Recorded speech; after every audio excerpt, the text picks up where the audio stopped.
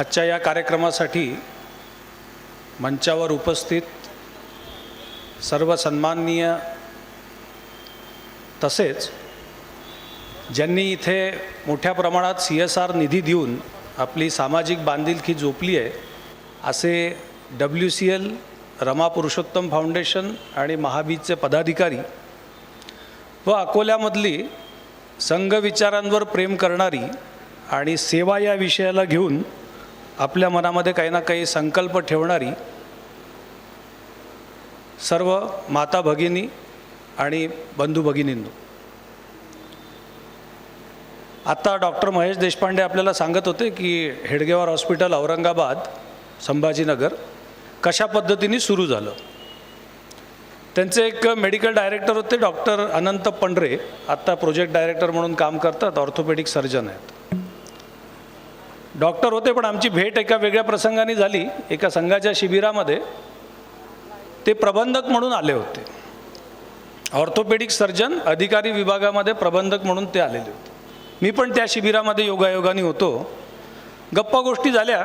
त्याच्यात त्यांनी एक किस्सा सांगितला की हेडगेवार हॉस्पिटल आम्ही जेव्हा चालवत होतो त्यावेळेला शहरात जो कोणी माणूस येत असे त्या माणसाला हॉस्पिटल दाखवण्यासाठी न्यायचं आणि हॉस्पिटल दाखवल्यानंतर त्यांच्याकडून स्वाभाविकपणे काही ना काही आपल्याला शाबासकी मिळेल आणि त्यांनी आपल्याला सहयोग करावा अशी अपेक्षा ठेवून आपण त्यांना तो प्रकल्प दाखवावा अशी एक प्राथमिक गोष्ट होती. कारण त्यावेळेला ती अगदी सुरुवातीचे दिवस होते. रतन टाटा संभाजीनगरला येणार अशी त्यांनी पेपरमध्ये बातमी कळली आणि म्हणून त्यांनी रतन टाटांच्या ऑफिसला संपर्क साधला. त्यावेळेला मोबाईल नव्हते.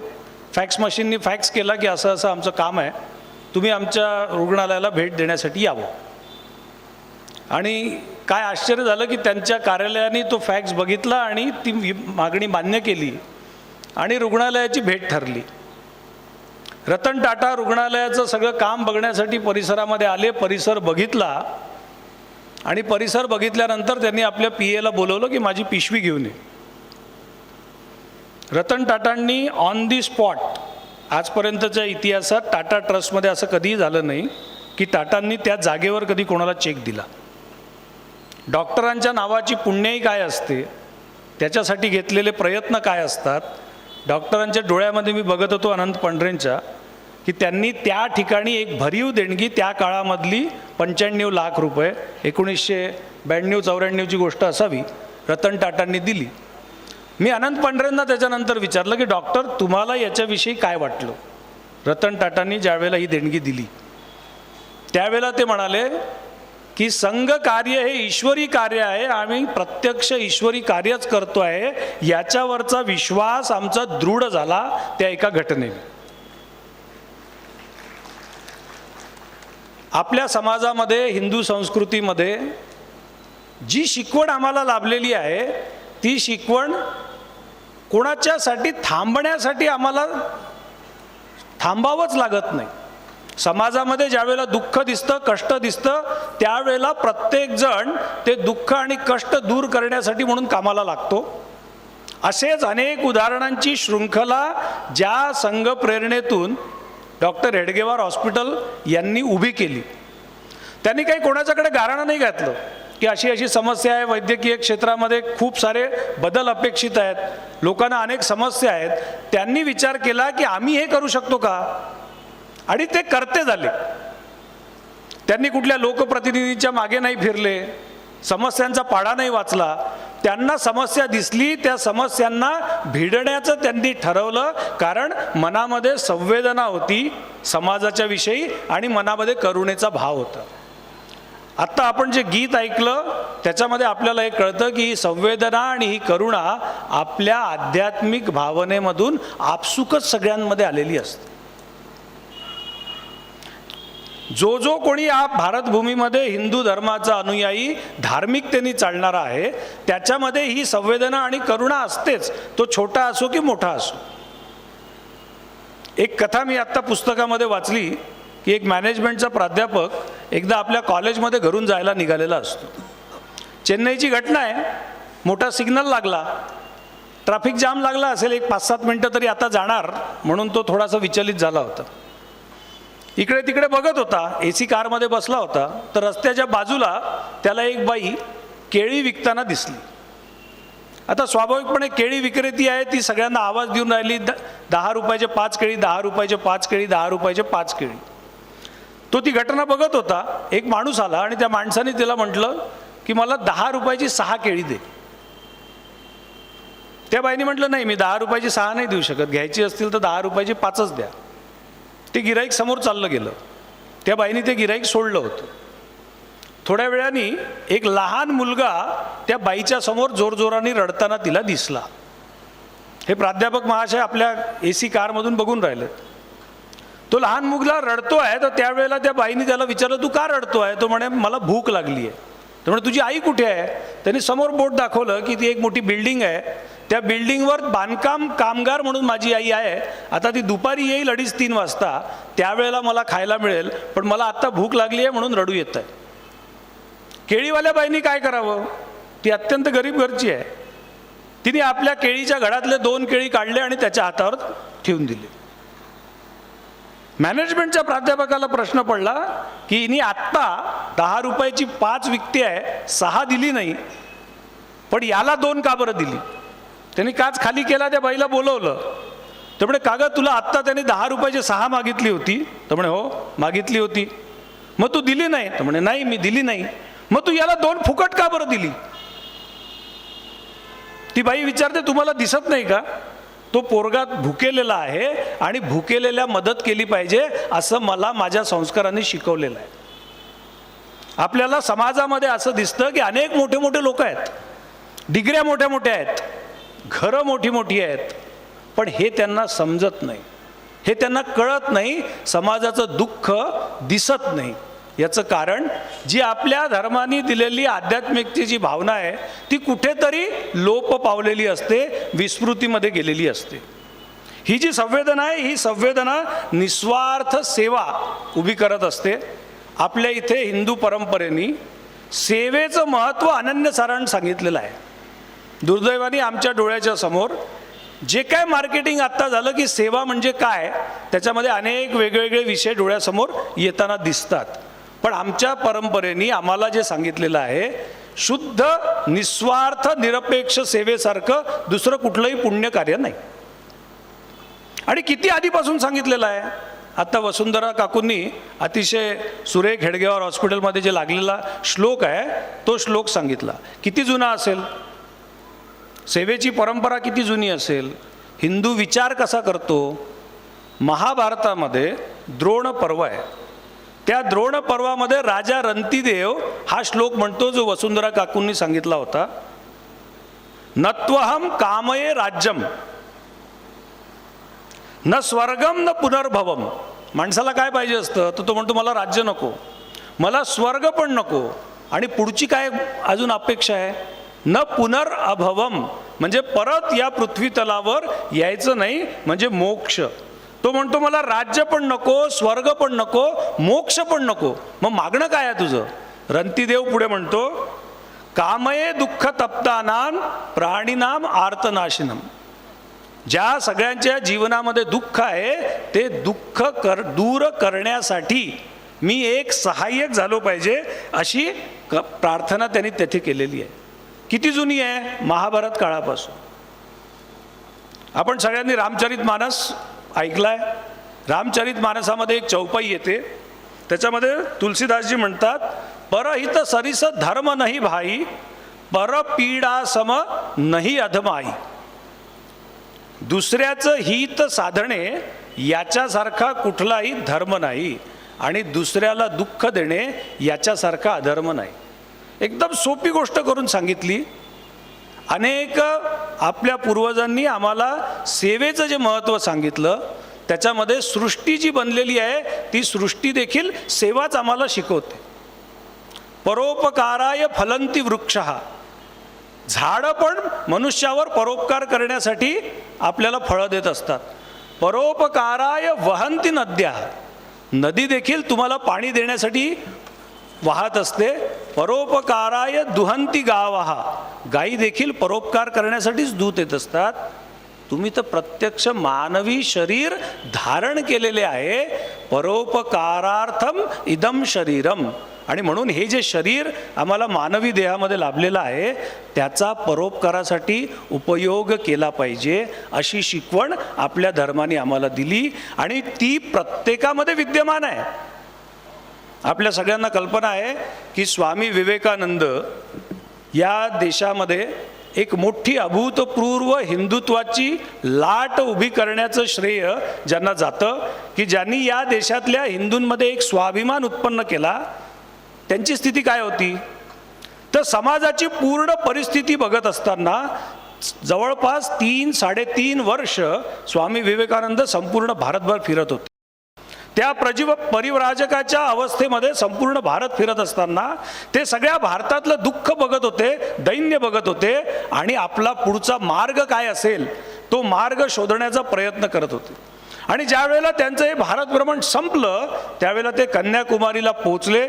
आज जिथे विवेकानंद शिला स्मारक आहे समुद्राच्या आतमध्ये, ज्या शिलेवर विवेकानंदांनी 3 दिवस सलग ध्यान केलं, ते ध्यान केल्यानंतर स्वामी विवेकानंदांना ज्या गोष्टी डोळ्यासमोर आल्या की इथून आपलं पुढचं कार्य काय केलं पाहिजे, त्याच्यामध्ये सगळ्यात महत्त्वाची गोष्ट होती शिवभावे जीवसेवा. स्वामी विवेकानंदांनी रामकृष्ण मिशनच्या माध्यमातून या एका गोष्टीच्या आधारावर अनेक सेवा कार्य उभी केली. सेवा कार्याच्या मागचा हेतू काय होता? शिवभावे जीवसेवा. प्रत्यक्ष परमेश्वर या सगळ्यांमध्ये विद्यमान आहे, त्यांच्यामध्ये प्रत्यक्ष शिव आहे असं मानून त्याची तुम्ही सेवा करा. ही हिंदू सेवेची दृष्टी आहे. आम्हाला समाजामध्ये दिसतं की अनेक लोक सेवा करतात. कशासाठी सेवा करतात? तो कोणीतरी मला चांगलं म्हटलं पाहिजे, मग मला प्रतिष्ठा समाजातली त्या सेवेनी वाढते आहे का? हिंदू दृष्टी काय आहे सेवेची?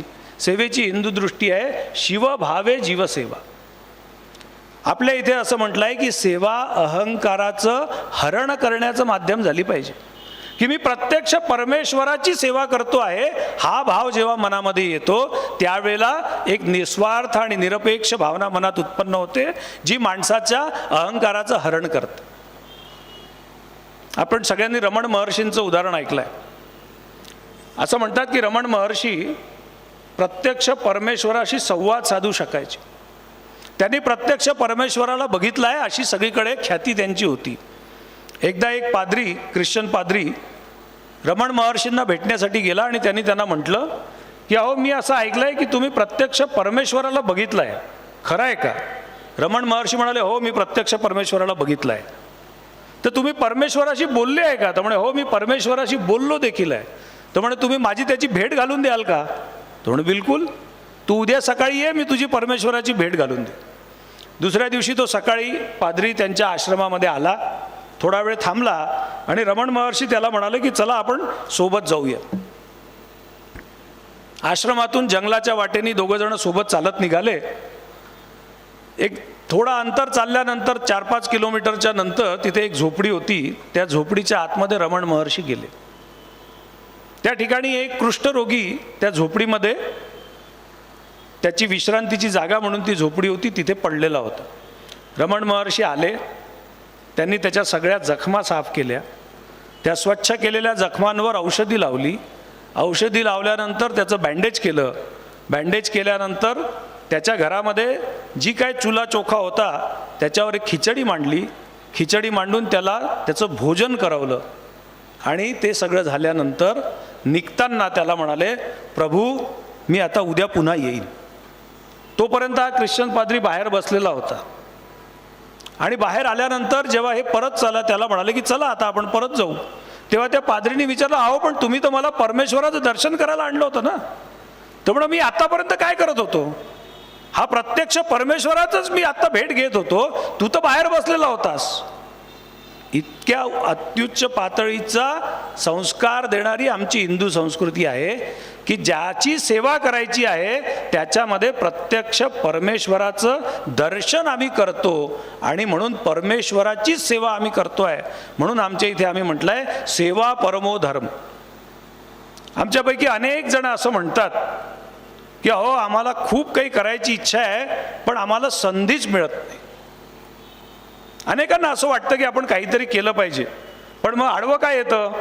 तर आडवं येतं की माझ्याकडे खूप काही साधन संपत्ती नाही, परमेश्वराने मला काही खूप दिलेलं नाही, म्हणून मनामध्ये इच्छा असते पण संधी मिळत नाही असं म्हणतात. आता आम्ही अशाच एका कार्यक्रमामध्ये जेव्हा बसलो होतो त्यावेळेला आमच्या मित्रांनी एक किस्सा सांगितला साताऱ्याचा. तो म्हणे मी साताऱ्याला एका कार्यक्रमाला वक्ता म्हणून गेलो होतो. तो वक्ता म्हणून जात असताना ज्या कार्यक्रमाला मी चाललो होतो तिथेच त्या कार्यक्रमाचे ज्यांनी तो आयोजित केला होता एक गृहस्थ मला लगबगीने जाताना दिसले. साधारण वर्ष 62-64 वर्षाचे असतील आणि अत्यंत तळमळीने लगबगीने चाललेले हॉस्पिटलच्या दिशेने ते चालले असं दिसलं. मी त्यांच्याकडे बघत होतो. जे आयोजक होते त्यांनी सांगितलं, अरविंदराव तुम्ही ज्या व्यक्तीला बघताय, ज्याच्याकडे बघताय तो काय करतो कल्पना आहे का? म्हणून नाही, तुमच्या गावातला मला काय माहिती. तर म्हणे हे सेवानिवृत्त झाले शासकीय सेवेतून, यांच्या घरी पत्नीचा आजारपण आहे, मुलगा अजून नोकरीला लागलेला नाही आणि घरची परिस्थिती थोडी बेताची असेल, पण रिटायर्ड झाल्यानंतर या गृहस्थांनी संकल्प केला आहे की मला जे पेन्शन मिळतं त्यातलं 25% पेन्शन मी सरकारी रुग्णालयामध्ये जी सेवा करता येईल त्याच्यासाठी खर्च करेन. आणि एवढंच करत नाहीत म्हणे, पैसे देऊन थांबत नाहीत, तर रोज संध्याकाळी 4 ते 6 इतका वेळ त्या रुग्णालयामध्ये जाऊन बसतात. अनेक रुग्ण येतात, प्रत्येक रुग्णाच्या अनंत समस्या असतात. तिथे जाऊन त्यांच्या समस्या ऐकणं, शक्य असेल तेवढं समाधान करणं आणि नाही तर केवळ शांतपणे त्यांना धीर देणं, एवढं काम ते रोज करतात. अशा पद्धतीचं काम करणारे या समाजामध्ये अनेक लोक आहेत. संधीची वाट ती बघत नाहीत. आणि म्हणून आपल्या इथे म्हटलेलं आहे की या मनुष्य जीवनाचं सार्थक करायचं असेल तर आपल्या हातून या परमेश्वरी सेवेच्या कार्यामध्ये जे दुःखी आणि पीडितांच्या रूपाने आहे, ज्याला विवेकानंदांनी दरिद्री नारायण म्हटलं होतं, आमचा काय हातभार लागेल? पैसाच लागत नाही, फक्त वृत्ती लागते. आणि आपण बघतोय की समाजामध्ये मोठ्या प्रमाणामध्ये आहे आणि त्याचे दीपस्तंभासारखे लोक या व्यासपीठावर उपलब्ध आज आहेत आपल्या सगळ्यांमध्ये, ज्यांनी सेवेचं हे व्रत हाती घेतलेलं आहे आणि त्याच्यामुळे त्या कार्यामध्ये यश मिळणार आहे तर पक्कच आहे. कारण आपल्या इथे असं म्हटलेलं आहे की कुठलंही चांगलं कार्य हे यशस्वी होतंच. भगवद्गीतेमध्ये 18वा अध्याय आहे, त्या 18व्या अध्यायामध्ये एक श्लोक आहे, त्याच्यामध्ये कुठलंही कार्य यशस्वी व्हायचं असेल तर काय पाहिजे ते सांगितलंय. श्लोक आहे, अधिष्ठानम तथा कर्ता करणम च पृथक विदम विविधश्च पृथक चेष्टाम दैवम चैवात्र पंचमम. कुठलंही कार्य यशस्वी व्हायचं असेल तर 5 गोष्टी हव्या असतात. त्याच्यामध्ये दैव पाहिजे असतं, ते आपल्या बाजूनी आहेच कारण आपण ईश्वरी कार्य करतोच आहे, पण ते 5वं आहे. त्याच्यात 2 गोष्टी सांगितल्या की विविध प्रकारची खटपट करावी लागते तेव्हा कार्य यशस्वी होतं. आम्ही आता हॉस्पिटलमध्ये बोलत होतो की आपल्या इथे एक काय ती पॅथॉलॉजी चालते. चर्चा झाली की किती लोक येतात रोजचे.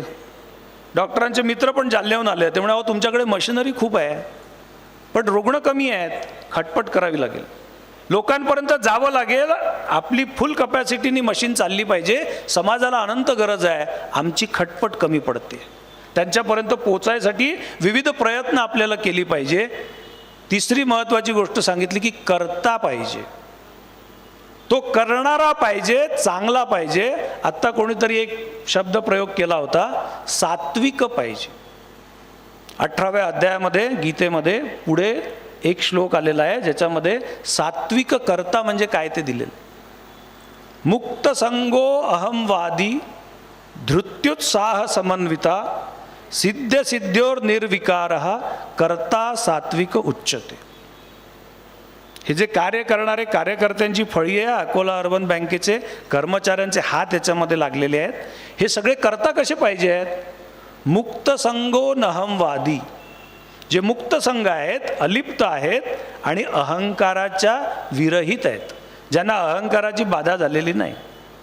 धृती आणि उत्साह ज्यांच्यामध्ये, याचा समन्वय ज्यांच्यामध्ये आहे.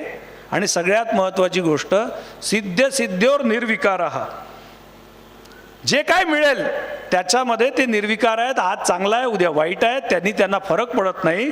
अशा प्रकारचा जो सात्विक कर्ता आहे, तो कर्ता कुठल्याही कार्याच्या यशस्वी होण्यासाठी लागतो. तो आपल्या इथे सुदैवानी आहे आणि म्हणून हे कार्य यशस्वी होणारच आहेत. पुढची सगळ्यात महत्त्वाची गोष्ट सांगितली, कुठलंही कार्य यशस्वी व्हायला अधिष्ठान पाहिजे. आमचं अधिष्ठान काय आहे? हे जे काम आम्ही करतोय याचं अधिष्ठान काय आहे याचं स्मरण सगळ्यांनी ठेवायची गरज आहे. प्रत्यक्ष डॉक्टर हेडगेवारांचं नामाभिधान धारण करणारी आपली संस्था आहे आणि म्हणून या डॉक्टर हेडगेवारांचं अधिष्ठान आम्हाला लाभलेलं आहे. सोपं काम नाही आहे. डॉक्टर हेडगेवारांचं नाव लावणं हे अत्यंत कठीण आहे. कारण डॉक्टर हेडगेवार तसे जगले आणि जसे डॉक्टर हेडगेवार होते, आपल्या रुग्णालयामध्ये आल्यानंतर, आपल्या संस्थेमध्ये आल्यानंतर समाजाला डॉक्टर हेडगेवार कसे होते याची प्रचिती आली पाहिजे. याची जबाबदारी त्या डॉक्टर हेडगेवारांच्या नाव लावणाऱ्या प्रत्येक संस्थेवर आपसूक येत असते. डॉक्टर हेडगेवारांचं नाव लावणं एवढं सोपं नाही आहे. डॉक्टर हेडगेवार कसे होते, संस्थेमध्ये पाय ठेवल्यानंतर लोकांना कळावं डॉक्टर हेडगेवार असे असावेत म्हणून ही संस्था अशी आहे, असं आम्हाला वागलं पाहिजे. हा त्याच्यामधला अधिष्ठानाचा अर्थ आहे.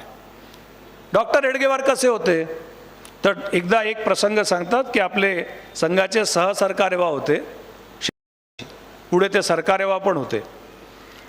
डॉक्टरांची जन्मशताब्दी होती 1989 साली आणि त्यावेळेला ते नागपूरमध्ये आले असताना एक मनामध्ये विचार आला की ज्यांनी प्रत्यक्ष डॉक्टर हेडगेवारांसोबत काम केलं आहे, ज्यांनी डॉक्टर हेडगेवारांना बघितलं आहे, अशा काही लोकांच्या भेटी घ्याव्या आणि डॉक्टर हेडगेवार कसे होते हे त्यांच्याकडून जाणून घ्यावं. आणि म्हणून ते डॉक्टर हेडगेवार कसे होते जाणून घ्यायसाठी रेशीमबागेमध्ये काही ज्येष्ठ स्वयंसेवकांना बोलवलं. शेषाद्रीजींनी त्यातल्या एका स्वयंसेवकांना विचारलं की तुम्ही डॉक्टरांना प्रत्यक्ष बघितलं आहे, डॉक्टरांच्या सोबत काम केलं आहे, डॉक्टर हेडगेवार कसे होते? त्या स्वयंसेवकांनी क्षणभर डोळे बंद केले. त्यांचं पण वय भरपूर झालं होतं. शेषाद्रीजी बघत होते की डोळ्यातून अश्रू पडतात आहेत. त्यांच्या तोंडून शब्द निघाले, डॉक्टर हेडगेवार म्हणजे फक्त प्रेम, प्रेम आणि आपुलकी होते. मग त्यांनी त्यांच्यासोबत घडलेला किस्सा सांगितला की डॉक्टर हेडगेवारांनी त्यांना कशा पद्धतीने आपलंसं केलेलं होतं. ही आपुलकी आणि प्रेम हे आमच्या संस्थेमध्ये दिसलं पाहिजे, समाजाला जाणवलं पाहिजे. याची जबाबदारी स्वाभाविकपणे डॉक्टर हेडगेवारांचं नाव लावल्यामुळे आमच्यावर आलेली आहे. डॉक्टर हेडगेवार कसे होते?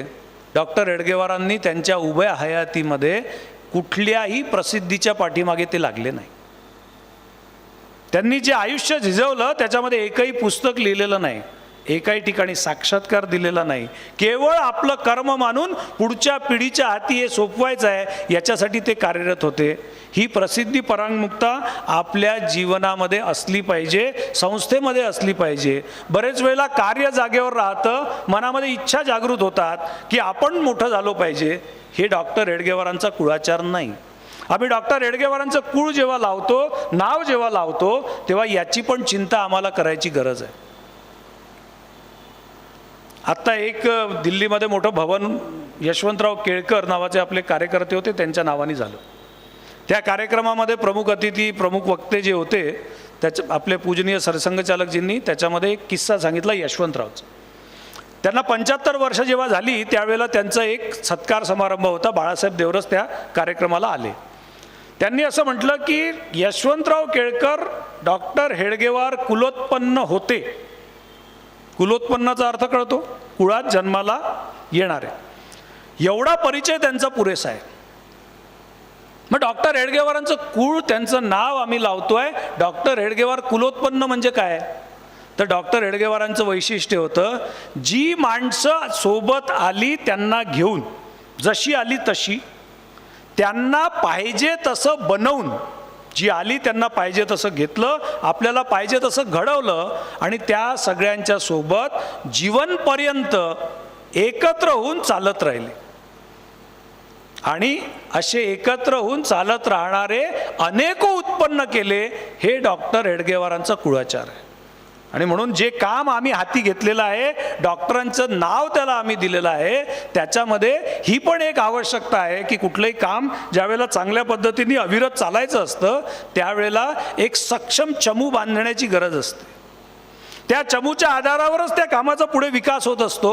आणि म्हणून ते सातत्य ठेवण्याची जबाबदारी डॉक्टर हेडगेवारांचं जे नाव आणि ते कुळाचार आम्हाला दिसतो की संभाजीनगरच्या हॉस्पिटलनी तो पाळला. म्हणून आज तिसऱ्या पिढीतले डॉक्टर आमच्या इथे आलेले आम्हाला दिसतात, कारण डॉक्टरांच्या नावामध्येच ती जादू आहे.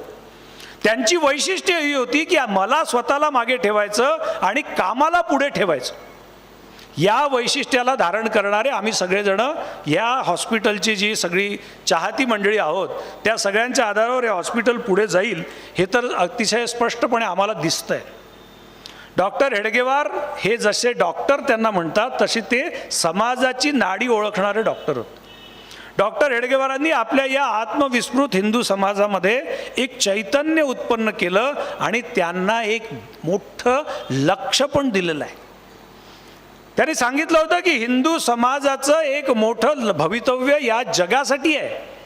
हा हिंदू समाज संपूर्ण जगाला दिशा देणारा ठरणारा अशी त्याची शक्ती आहे. आज तो ती शक्ती विसरलेला आहे. ती शक्ती त्याला आठवण करून देण्याचं काम डॉक्टर हेडगेवारांनी केलं होतं.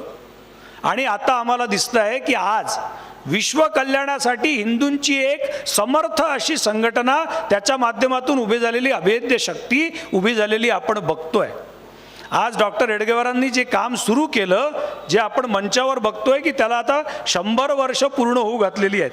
त्या 100व्या वर्षामध्ये जेव्हा संघ शताब्दीची आपण आता पुढे जातोय की शताब्दी संघाची येणार आहे, त्यावेळेला आपण सगळ्यांनी काही गोष्टींचा विचार करून ठरवलेला आहे. जसं व्यक्तीचं स्वास्थ्य चांगलं राहिलं पाहिजे याच्यासाठी रुग्णसेवा आहे, रुग्णालय आहेत, तसंच व्यक्तीच्या पलीकडे कुटुंब आहे. त्या कुटुंबाचं स्वास्थ्य चांगलं राहण्याची गरज आहे. आणि त्याच्यासाठी म्हणून कुटुंब प्रबोधनाचं काम स्वयंसेवकांनी, संघ विचाराला मानणाऱ्या लोकांनी पहिले आपल्यापासून सुरू करावं. हे जे पंचपरिवर्तनाचे विषय आहे यातला एकही विषय भाषणाचा विषय नाही आहे. हे प्रत्यक्ष आचरणामध्ये आणण्याचे विषय आहेत. ज्यावेळेला असं म्हटलं जातं की कुटुंबाचं स्वास्थ्य टिकवण्याची जबाबदारी आमची सगळ्यांची आहे, क्षरण त्याच्यामध्ये होताना सगळ्यांना दिसतंय. सुरुवात स्वतःपासून करायला लागणार आहे. म्हणून कुटुंबाचं स्वास्थ्य टिकवण्यासाठी कुटुंब प्रबोधन आहे. मग समाजाचं स्वास्थ्य टिकलं पाहिजे म्हणून समरसतेचं काम आहे. समाजामध्ये कुठलाही भेद राहू नये, सगळ्यांमध्ये एकोपा राहावा आणि आम्ही सगळ्यांनी एकदिलानी राहावं, याच्यासाठी समरसतेची आवश्यकता आहे. तसंच नागरी कर्तव्याच्या पालनाची आवश्यकता आहे. आणि राष्ट्राचं पण पुढे स्वास्थ्य आहे, त्याच्यासाठी स्वच्या जागरणाची गरज आहे. हे जे स्वचं जागरण आहे हे समजून घेण्याची गरज आहे. यांनीच आपल्या राष्ट्राचा पुढचा कालखंड ठरणार आहे. आणि म्हणून स्वदेशी स्वभाव जागरण हे काय आहे हे समजून घेण्याची पण गरज आहे. आणि पुढे सृष्टीचं स्वास्थ्यासाठी पर्यावरणाचा विषय, असे 5 विषय पुढच्या काळामध्ये आपण सगळ्या बसलेल्या लोकांनी दैनिक जीवनामध्ये यातलं मी आज काय केलं याचा विचार करून कृती पुढच्या काळामध्ये आपल्याला करायची आहे. जेणेकरून त्या कृतीतून स्वाभाविकपणे समाजामध्ये एक सकारात्मक संदेश जाईल आणि त्याच्या आधारावर जे अपेक्षित परिवर्तन समाजामध्ये आम्हाला पाहिजे ते आम्हाला दिसेल. आत्ताच्या या कार्यक्रमामध्ये एका गोष्टीचा फक्त उल्लेख मी करीन की स्वभाव जागरण काय आहे, आम्ही स्व या विषयासाठी काय विचार केला पाहिजे. स्वामी विवेकानंद आम्ही सगळ्यांनी त्यांच्या अनेक भाषणांचा सगळ्यांनी पुस्तकांच्या रूपाने ती उपलब्ध आहेत. स्वामी विवेकानंद जेव्हा दिग्विजय करून अमेरिकेतून भारतात परत आले त्यावेळेला लाहोरला त्यांचं एक पहिलं हिंदीमधलं भाषण झालं. पुस्तकाच्या रूपाने उपलब्ध आहे. आपण सगळ्यांनी ते जरूर बघितलं पाहिजे, वाचलं पाहिजे. त्याच्यामध्ये 2 गोष्टी स्वामी विवेकानंदनी म्हटल्या होत्या. त्यातली सगळ्यात पहिली गोष्ट ते म्हणाले होते की आज आपल्या देशाची सेवा करण्याची वृत्ती असणारे अनेक जण आम्हाला दिसतात. देशाच्या विषयी भक्ती असणारे पण अनेक जण आम्हाला दिसतात. पण आपल्या देशावर ज्यांना गर्व आहे असे किती जण आहेत. विवेकानंद हे कधी बोलतात आहेत, 1900च्या शतकामधली ही गोष्ट आहे की आपल्या देशावर गर्व करणारे किती जण आहेत. आपल्या देशावर गर्व करणारे वाढण्याची आवश्यकता आहे. आणि दुसरी गोष्ट ते असं म्हणाले होते की प्रत्येक देशाचा या जगामध्ये एक धर्म आहे, एक स्वभाव आहे. प्रत्येक देश आपल्या स्वभावाप्रमाणे वागतो. तो स्वभाव आम्ही ओळखला पाहिजे. आमचा देश कसा आहे हे आम्ही जाणून घेतलं पाहिजे. त्याने असं म्हटलं की इंग्लंडचा स्वभाव काय आहे, तर इंग्लंडचा स्वभाव आहे कुठेही गेलं तर राजकारण करणे. ते व्यापार करायला आले पण आपल्या देशामध्ये येऊन त्यांनी राजकारण केलं. अमेरिकेचा स्वभाव आहे, इंग्लंडचा स्वभाव राजकारण आहे, तसा अमेरिकेचा स्वभाव व्यापार करणं आहे. अमेरिका जिथे कुठे जाईल तिथे व्यापारीकरणाचा विचार पहिले करेल आणि म्हणून मग WTO दिसेल, गॅट करार दिसेल. जेव्हा कधी अमेरिकेला शक्ती मिळेल तेव्हा ते जगाचा व्यापार बनवतील. हे विवेकानंदांनी 100 वर्षापूर्वी लिहिलं होतं. जर्मनीचा स्वभाव सामरिक स्वभाव आहे, युद्धाचा स्वभाव आहे आणि म्हणून त्यांनी या जगाला 2 वेळा युद्धामध्ये झोकून दिलं होतं, पहिलं महायुद्ध, दुसरं महायुद्ध.